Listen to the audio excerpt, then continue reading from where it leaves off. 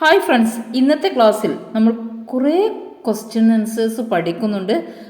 Mission Aagaman, solve experiment, one Kerala കരുതൽ plan, Anurag Jain ആരാണെന്നും, Harjit Singh Grewal, anti ബണം തുടങ്ങിയ വ്യക്തികളെക്കുറിച്ചും, ഇന്ത്യയിലെ തൊഴിലില്ലായ്മ നിരക്കിനെക്കുറിച്ചും, അതേപോലെ ഒത്തിരി പോയിന്റുകൾ, ഒത്തിരി വളരെ പ്രധാനപ്പെട്ട നമ്മുടെ പരീക്ഷയ്ക്ക് ചോദിക്കുന്ന കുറേ കറണ്ട് അഫേഴ്സ് ചോദ്യങ്ങൾ ഉൾപ്പെടുത്തിയിട്ടുള്ളൊരു ക്ലാസ്സാണിത്. സ്കിപ്പ് ചെയ്യാതെ മുഴുവനായും കാണാൻ ശ്രമിക്കുക, കാരണം നിങ്ങൾക്ക് ഈ ടൈം വേസ്റ്റ് ആവില്ല എന്നൊരു ഉറപ്പ് എനിക്കുണ്ട്. സോ നമുക്ക് വേഗത്തിൽ തുടങ്ങാം. പറ്റുന്നവർ എഴുതിയെടുക്കുക. ഓക്കെ, വീഡിയോ ഇഷ്ടമായാലൊന്ന് ലൈക്ക് ചെയ്തേക്കുക, കൂട്ടുകാരിലേക്ക് ഷെയർ ചെയ്യുക. നിങ്ങളുടെ അഭിപ്രായങ്ങളും നിർദ്ദേശങ്ങളും കമൻറ്റായി രേഖപ്പെടുത്തുക. നമുക്ക് വേഗം ചോദ്യങ്ങളിലേക്ക് പോകാം. നീതി ആയോഗിൻ്റെ പുതിയ CEO ആയി നിയമിതനായത് ആരാണ്? ഉത്തരം അനുരാഗ് ജെയിൻ. നീതി ആയോഗിൻ്റെ പുതിയ ചീഫ് എക്സിക്യൂട്ടീവ് ഓഫീസറായി നിയമിതനായത് ആരാണ് എന്ന ചോദ്യത്തിന് ഉത്തരമാണ് അനുരാഗ് ജെയിൻ. ഇതിന് തൊട്ടു മുമ്പേ BVR സുബ്രഹ്മണ്യമായിരുന്നു നീതി ആയോഗിൻ്റെ CEO. പക്ഷെ അതിനിടയിൽ ഫെബ്രുവരിയിൽ BVR സുബ്രഹ്മണ്യം സ്ഥാനമൊഴിഞ്ഞു. അതിനെ തുടർന്ന് നിധി ചിബറിനായിരുന്നു താൽക്കാലിക ചുമതല. താൽക്കാലികമായിട്ട് CEO ആയി പ്രവർത്തിച്ചിരുന്നത് നിധി ചിബറായിരുന്നു. അതിനുശേഷമാണ് നീതി ആയോഗിൻ്റെ പുതിയ CEO ആയിട്ട് അനുരാഗ് ജെയിൻ നിയമിതനാവുന്നത്. ഒരു പോയിന്റ് കൂടെ പഠിക്കണം. അശോക് ലാഹിരിയാണ് നീതി ആയോഗിൻ്റെ നിലവിലെ വൈസ് ചെയർപേഴ്സൺ. നീതി ആയോഗിൻ്റെ ചീഫ് എക്സിക്യൂട്ടീവ് ഓഫീസർ ആരാണ്? അനുരാഗ് ജെയിൻ. അതേപോലെ തന്നെ അശോക് ലാഹിരിയാണ് നീതി ആയോഗിൻ്റെ നിലവിലെ വൈസ് ചെയർപേഴ്സൺ. നെക്സ്റ്റ്, ഏറ്റവും പുതിയ കറണ്ട് അഫേഴ്സിൽ ഒന്നാണ്. കേരളത്തിൽ ആദ്യമായി വെർച്വൽ ഓട്ടോപ്സി സംവിധാനം നിലവിൽ വരുന്നത് ഏത് മെഡിക്കൽ കോളേജിലാണ്? കോഴിക്കോട് മെഡിക്കൽ കോളേജിലാണ് കേരളത്തിൽ ആദ്യമായി വെർച്വൽ ഓട്ടോപ്സി സംവിധാനം നിലവിൽ വരുന്നത്. നമ്മുടെ കേരളത്തിൻ്റെ ആരോഗ്യമന്ത്രി ആരാണ്? K മുരളീധരനാണ് കേരള ആരോഗ്യമന്ത്രി. ഇന്ത്യയിൽ ആദ്യമായി വെർച്വൽ ഓട്ടോപ്സി സംവിധാനം നിലവിൽ വന്നത് ന്യൂഡൽഹിയിലെ all India institute of medical സയൻസിലാണ്, എയിംസിലാണ് ഇന്ത്യയിൽ ആദ്യമായിട്ട് വെർച്വൽ ഓട്ടോപ്സി സംവിധാനം നിലവിൽ വന്നത്. ഈ ചോദ്യമായി കണക്ഷൻ ഒന്നും ഇല്ലെങ്കിലും കേരള ഗവൺമെൻറ്റിൻ്റെ പുതിയ ചില പദ്ധതികൾ അറിഞ്ഞിരിക്കേണ്ടത് അത്യാവശ്യമാണ്. PSC ചോദ്യം എന്തായാലും ഒരു മാർക്ക് ലഭിക്കാൻ സാധ്യതയുള്ള കുറച്ച് പദ്ധതികൾ പഠിക്കാം. എന്താണ് മിഷൻ സമുദ്ര പദ്ധതി? കേരളത്തെ ആഗോള മാരിടൈം ഹബ്ബാക്കി തീരദേശ മേഖലയുടെ വികസനത്തിനുമായി പ്രഖ്യാപിച്ച ഒരു പദ്ധതിയാണ് മിഷൻ സമുദ്ര പദ്ധതി. കേരളത്തെ ആഗോള മാരിടൈം ഹബ്ബായി മാറ്റാനും തീരദേശ മേഖലയുടെ വികസനത്തിനുമായി പ്രഖ്യാപിച്ച പദ്ധതിയാണ് മിഷൻ സമുദ്ര പദ്ധതി. നെക്സ്റ്റ്, തിരുവനന്തപുരം, കൊല്ലം, ആലപ്പുഴ ജില്ലകളെ ബന്ധിപ്പിച്ച് തെക്കൻ കേരള സാമ്പത്തിക ഇടനാഴി സ്ഥാപിക്കും. തെക്കൻ കേരള സാമ്പത്തിക ഇടനാഴി സ്ഥാപിക്കുന്നത് എവിടെയാണ്? തിരുവനന്തപുരം, കൊല്ലം, ആലപ്പുഴ ജില്ലകളെ തമ്മിൽ ബന്ധിപ്പിച്ചിട്ടാണ് തെക്കൻ കേരള സാമ്പത്തിക ഇടനാഴി സ്ഥാപിക്കുന്നത്. വൺ കേരള കരുതൽ മിഷൻ അതെന്താണെന്ന് നോക്കാം. ഗുരുതര രോഗം ബാധിച്ചവർക്കും സാമ്പത്തിക പരാധീനത അനുഭവിക്കുന്നവർക്കും തുടർ വിദ്യാഭ്യാസത്തിന് പണമില്ലാത്തവർക്കും സഹായം നേരിട്ട് എത്തിക്കുന്നതിനുള്ള പ്ലാറ്റ്ഫോമായിട്ട് വൺ കേരള കരുതൽ മിഷൻ എന്ന ഒരു പദ്ധതി കേരളത്തിൽ നിലവിൽ വരുന്നു. നെക്സ്റ്റ്, യുവാക്കളുടെ ഉന്നത വിദ്യാഭ്യാസവും തൊഴിൽ തേടിയുള്ള കുടിയേറ്റവും കുറയ്ക്കുവാൻ ലക്ഷ്യമിട്ട് നോളജ് വാലി പദ്ധതി നടപ്പാക്കും. നോളജ് വാലി പദ്ധതി എന്തുമായി ബന്ധപ്പെട്ടിരിക്കുന്നു? യുവാക്കളുടെ ഉന്നത വിദ്യാഭ്യാസവും തൊഴിൽ തേടിയുള്ള കുടിയേറ്റവും കുറയ്ക്കാൻ ലക്ഷ്യമിട്ടുകൊണ്ട് നടത്തുന്ന പദ്ധതിയാണ് നോളജ് വാലി പദ്ധതി.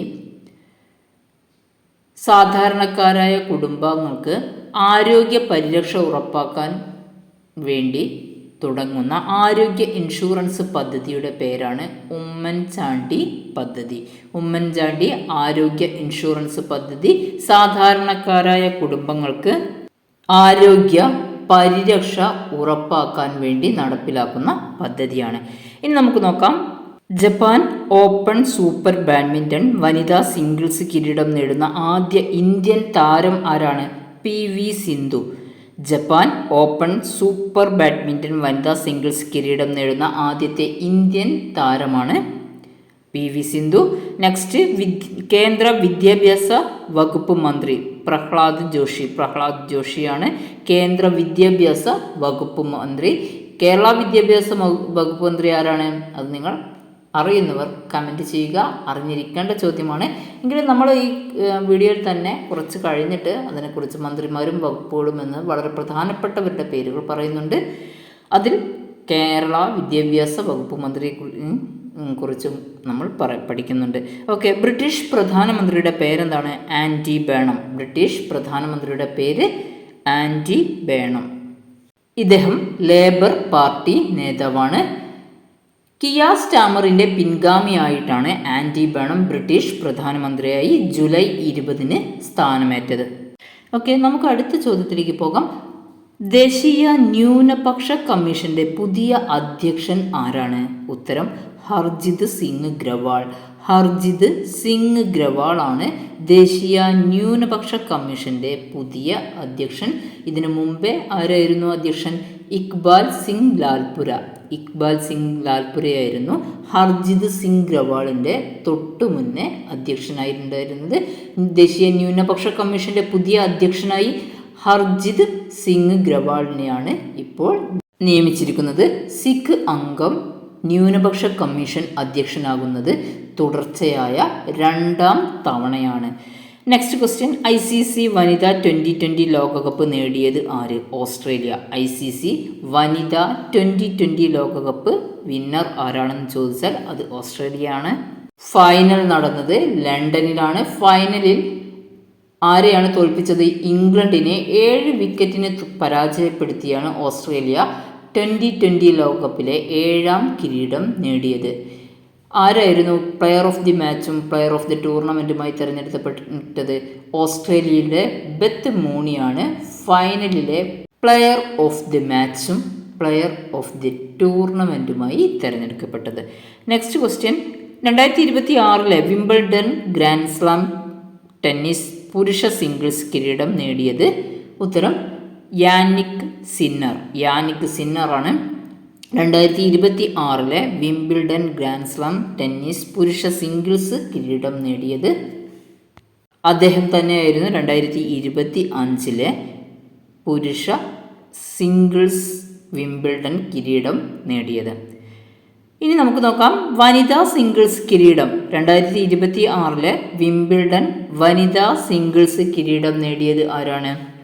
ചെക്ക് റിപ്പബ്ലിക്കിൻ്റെ ലിൻഡ നെസ്കോവ വനിതാ സിംഗിൾസ് കിരീടം നേടിയത് 2026 വിംബിൾഡൺ ആണ് നമ്മൾ പറയുന്നത്. അത് ലിൻഡ നെസ്കോവയായിരുന്നു. ചെക്ക് റിപ്പബ്ലിക്കിൻ്റെ താരമാണ് ലിൻഡ നെസ്കോവ.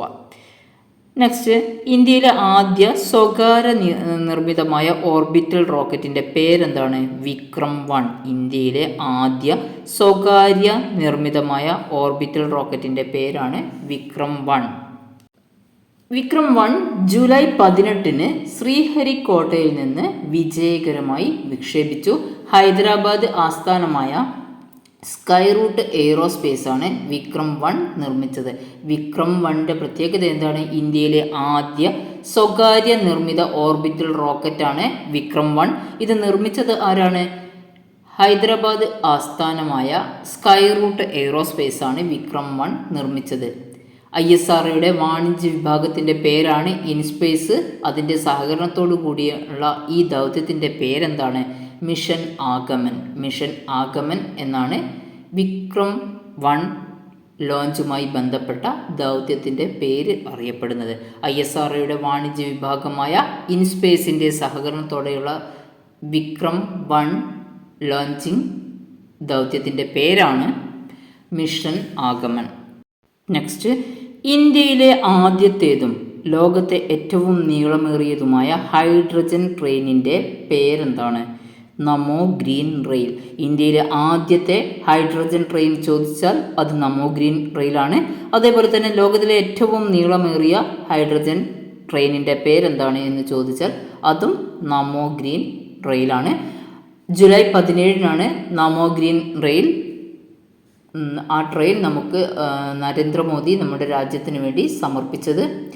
ഏത് സ്റ്റേഷനിൽ നിന്നായിരുന്നു ഫ്ലാഗ് ഓഫ് ചെയ്തത്? ജിന്ദ് സ്റ്റേഷനിൽ നിന്നാണ്. ഹരിയാനയിലെ ജിന്ദ് സ്റ്റേഷനിൽ നിന്നാണ് നരേന്ദ്രമോദി ജൂലൈ 17-ന് നമോ ഗ്രീൻ റെയിൽ ഫ്ലാഗ് ഓഫ് ചെയ്തത്. പൂർണ്ണമായി ഇന്ത്യയിൽ നിർമ്മിച്ചതാണ് ഈ ട്രെയിൻ. ഹരിയാനയിലെ ജിന്ദ് സോനിപത്ത് റൂട്ടിലാണ് സർവീസ് നടത്തുന്നത്. നമോ ഗ്രീൻ റെയിൽ ഹരിയാനയിലെ ജിന്ദ് സോനിപത്ത് റൂട്ടിലാണ് സർവീസ് നടത്തുന്നത് എന്നുകൂടെ പഠിച്ചു വെക്കുക.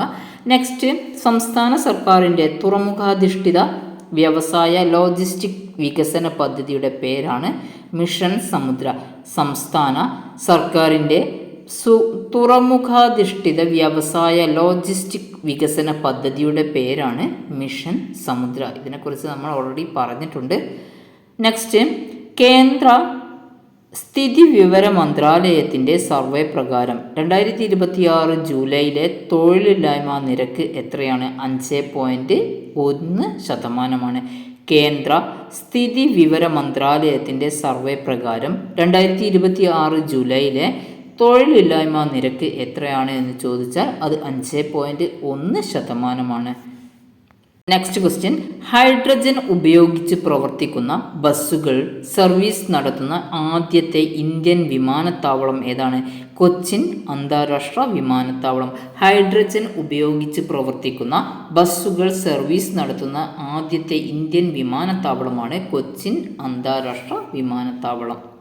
ചോദിക്കാൻ സാധ്യതയുള്ള ഏറ്റവും പ്രധാനപ്പെട്ട ചോദ്യത്തിലേക്ക് പോകാം. 2026 ജൂലൈയിൽ കേരളത്തിൻ്റെ പുതിയ സംസ്ഥാന തിരഞ്ഞെടുപ്പ് കമ്മീഷണറായി ചുമതലയേറ്റത് ആരാണ്? ഉത്തരം എൻ ശേഷാദ്രിനാഥൻ. 2026 ജൂലൈയിൽ കേരളത്തിൻ്റെ പുതിയ സംസ്ഥാന തിരഞ്ഞെടുപ്പ് കമ്മീഷണറായി ചുമതലയേറ്റത് എൻ ശേഷാദ്രിനാഥൻ ആണ്. എ ഷാജഹാൻ വിരമിച്ച ഒഴിവിലേക്കാണ് എൻ ശേഷാദ്രിനാഥൻ കേരളത്തിൻ്റെ തിരഞ്ഞെടുപ്പ് കമ്മീഷണറായി നിയമിതനായത്. കേരളത്തിൻ്റെ നിലവിലെ ചീഫ് ഇലക്ടറൽ ഓഫീസർ ആരാണ്? ഡോക്ടർ എ കൗശികനാണ്. കേരളത്തിലെ നിലവിലെ chief electoral officer doctor A Kaushikan. 5 വർഷം അല്ലെങ്കിൽ 65 വയസ്സ് ആണ് സംസ്ഥാന തിരഞ്ഞെടുപ്പ് കമ്മീഷണറുടെ കാലാവധി. ഒരു ചോദ്യം അതുമായി കണക്ട് ചെയ്തിട്ട് ഒത്തിരി കാര്യങ്ങൾ പഠിച്ചു. അതിൻ്റെ കൂടെ തന്നെ നമുക്ക് പഠിക്കാം ഇതിൻ്റെ ആർട്ടിക്കിൾ ഏതാണ്? ആർട്ടിക്കിൾ 243K പ്രകാരമാണ് സംസ്ഥാന തിരഞ്ഞെടുപ്പ് കമ്മീഷൻ രൂപീകരിച്ചിട്ടുള്ളത്. കേരള സംസ്ഥാന തിരഞ്ഞെടുപ്പ് കമ്മീഷൻ നിലവിൽ വന്നത് 1993 ഡിസംബർ 3-നാണ്. 1993 ഡിസംബർ 3-നാണ് കേരള സംസ്ഥാന തിരഞ്ഞെടുപ്പ് കമ്മീഷൻ നിലവിൽ വന്നത്. കേരളത്തിൻ്റെ ആദ്യത്തെ സംസ്ഥാന തിരഞ്ഞെടുപ്പ് കമ്മീഷണറായിരുന്നു MSK രാമസ്വാമി. MSK രാമസ്വാമി ആയിരുന്നു കേരളത്തിലെ ആദ്യത്തെ സംസ്ഥാന തിരഞ്ഞെടുപ്പ് കമ്മീഷണർ. ഇനി നമുക്ക് അടുത്ത ചോദ്യത്തിലേക്ക് പോകാം. അഞ്ജു ബോബി ജോർജിൻ്റെ 22 വർഷം പഴക്കമുള്ള വനിതാ ലോങ് ജമ്പ് ദേശീയ റെക്കോർഡ് മറികടന്ന് പുതിയ ദേശീയ റെക്കോർഡ് കുറിച്ച മലയാളി താരം ആരാണ്? ഉത്തരം ആൻസി സോജൻ. അഞ്ജു ബോബി ജോർജിൻ്റെ 22 വർഷം പഴക്കമുള്ള വനിതാ ലോങ് ജമ്പ് ദേശീയ റെക്കോർഡ് മറികടന്ന് പുതിയ ദേശീയ റെക്കോർഡ് കുറിച്ച മലയാളി താരത്തിൻ്റെ പേര് ചോദിച്ചാൽ ഉത്തരം ആൻസി സോജനാണ്. അപ്പോൾ നമ്മൾ പഠിക്കേണ്ട ഒരു കാര്യമുണ്ട്. അഞ്ജു ബോബി ജോർജ് എപ്പോഴായിരുന്നു ഈ റെക്കോർഡ് സ്ഥാപിച്ചത്, അല്ലെങ്കിൽ അവരുടെ പേരുള്ള റെക്കോർഡ് ഏതാണ്? 2004 ആഥൻസ് ഒളിമ്പിക്സിൽ അഞ്ജു ബോബി ജോർജ് സ്ഥാപിച്ച 6.83 മീറ്റർ എന്ന റെക്കോർഡാണ് ആൻസി മറികടന്നത്. ആൻസി സോജൻ്റെ പുതിയ റെക്കോർഡ് 6.88 മീറ്ററാണ്. ഇത് ഭുവനേശ്വറിൽ നടന്ന ദേശീയ ഇന്റർ സ്റ്റേറ്റ് സീനിയർ അത്ലറ്റിക്സ് ചാമ്പ്യൻഷിപ്പിലാണ് ആൻസി ലോങ് ജമ്പിൽ 6.88 മീറ്റർ ചാടി പുതിയ റെക്കോർഡ് സ്ഥാപിച്ചത്. ചൈനയിലെ ഹാങ്ഷൌവിൽ 2022 ഏഷ്യൻ ഗെയിംസിൽ ആൻസി വെള്ളി മെഡൽ നേടിയിരുന്നു.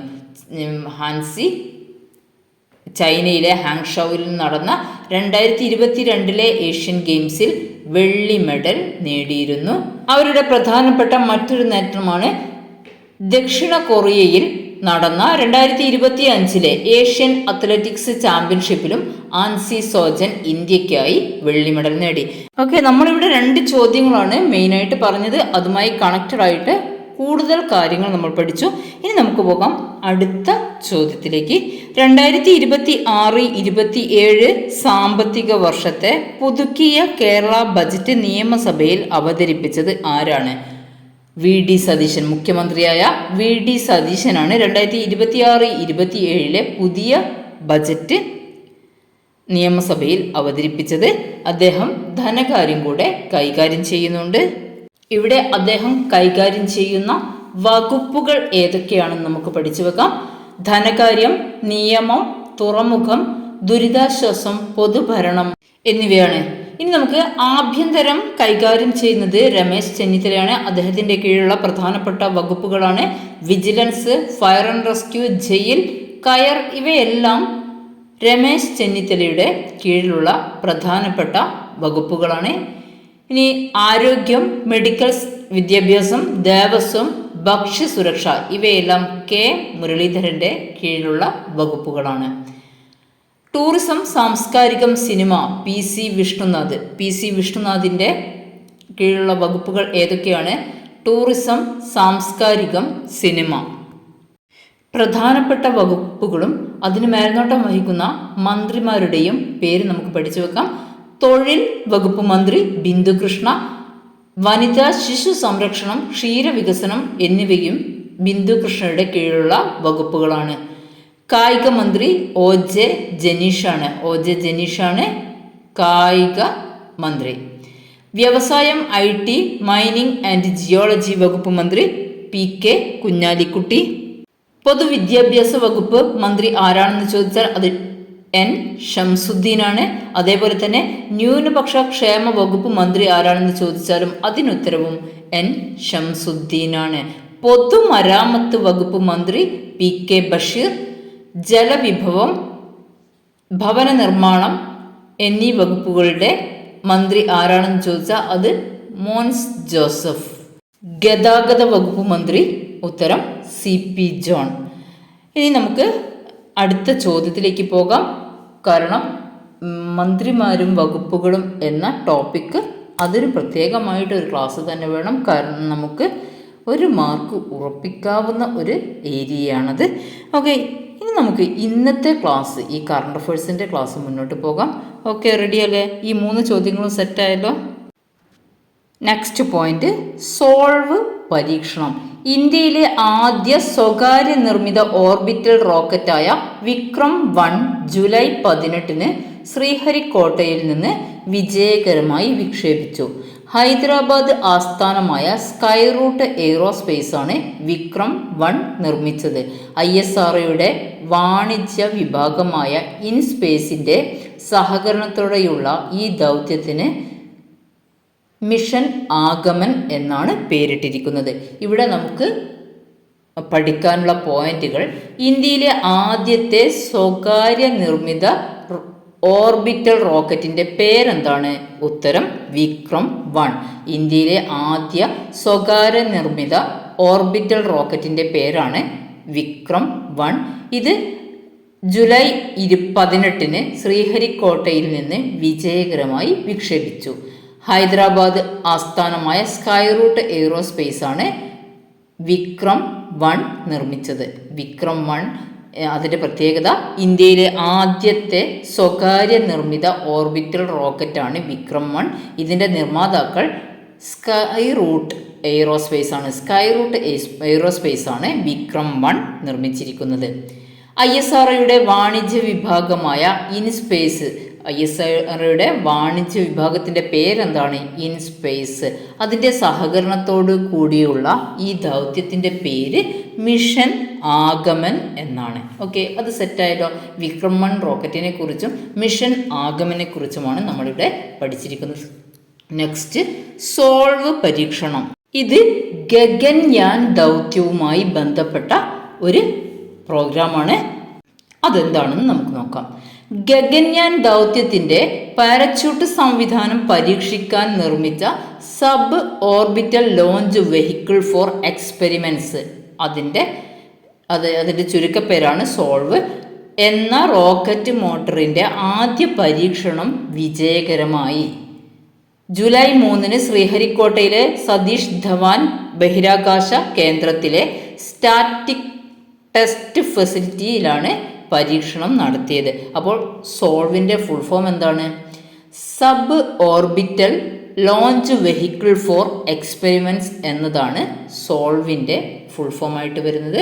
ഇതെന്തിനു വേണ്ടിയിട്ടാണ്? ഗഗൻയാൻ ദൗത്യത്തിൻ്റെ പാരച്യൂട്ട് സംവിധാനം പരീക്ഷിക്കാനാണ് സോൾവ് എന്ന റോക്കറ്റ് മോട്ടോറിൻ്റെ പരീക്ഷണം നടത്തിയത്. ഇനി നമുക്ക് മിസൈലുകളെ കുറിച്ചാണ്. പിനാക്ക മിസൈൽ DRDO വികസിപ്പിച്ച ദീർഘദൂര ഗൈഡഡ് റോക്കറ്റാണ് പിനാക്ക. ഇതിൻ്റെ പരിധി വരുന്നത് 60 കിലോമീറ്ററാണ് ദൂരപരിധി. ഇപ്പോൾ നിർമ്മിച്ച ഈ പിനാക്ക മിസൈലിന് 60 കിലോമീറ്ററാണ് ദൂരപരിധി. നിലവിൽ 40, 75 വീതം കിലോമീറ്റർ ശേഷിയുള്ള പിനാക്ക റോക്കറ്റ് സംവിധാനമാണ് സേന ഉപയോഗിക്കുന്നത്.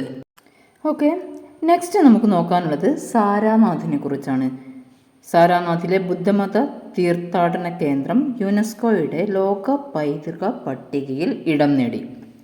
സാരാനാഥിലെ ബുദ്ധമത തീർത്ഥാടന കേന്ദ്രം യുനെസ്കോയുടെ ലോക പൈതൃക പട്ടികയിൽ ഇടം നേടി. ഇന്ത്യയിൽ നിന്ന് പൈതൃക പട്ടികയിൽ ഇടം നേടിയ 45ാമത്തെ സ്ഥലമാണ് സാരാനാഥിലെ ബുദ്ധമത തീർത്ഥാടന കേന്ദ്രം. ഉത്തർപ്രദേശിലാണ് സാരാനാഥ് സ്ഥിതി ചെയ്യുന്നത്.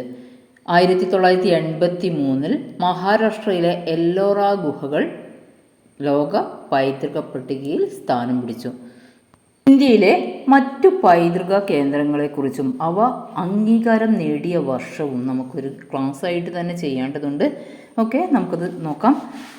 ഇനി ഇതോടുകൂടി ഇന്നത്തെ ക്ലാസ് ഇവിടെ അവസാനിക്കുകയാണ്. നിങ്ങളുടെ കമൻറ്റ് എന്തായാലും രേഖപ്പെടുത്തുക. കാരണം അതിനനുസരിച്ച് നിങ്ങൾ പറയുന്ന നിർദ്ദേശങ്ങൾക്കനുസരിച്ച് ക്ലാസ്സിൽ മാറ്റം വരുത്തണമെങ്കിൽ ഞാൻ മാറ്റം വരുത്തുന്നതാണ്. ഓക്കെ, നന്നായിട്ട് പഠിക്കുക. കറണ്ട് അഫയേഴ്സിന് പ്രത്യേക സ്ഥാനം തന്നെ നമ്മുടെ PSC പരീക്ഷയിലുണ്ട്. കറണ്ട് അഫയേഴ്സ് എഴുതി പഠിക്കുന്നതാണ് നല്ലത്. അതുകൊണ്ട് എഴുതിയെടുത്ത് പഠിക്കാൻ തന്നെ ശ്രമിക്കുക. അത് പറ്റാത്തവർ, താല്പര്യമുള്ളവർക്ക് വാട്സപ്പ് ഗ്രൂപ്പിൽ ജോയിൻ ചെയ്യാൻ. വാട്സപ്പ് ഗ്രൂപ്പ് ലിങ്ക് ഡിസ്ക്രിപ്ഷനിൽ ഞാൻ ആഡ് ചെയ്യുന്നതാണ്. Okay, good bye, see soon.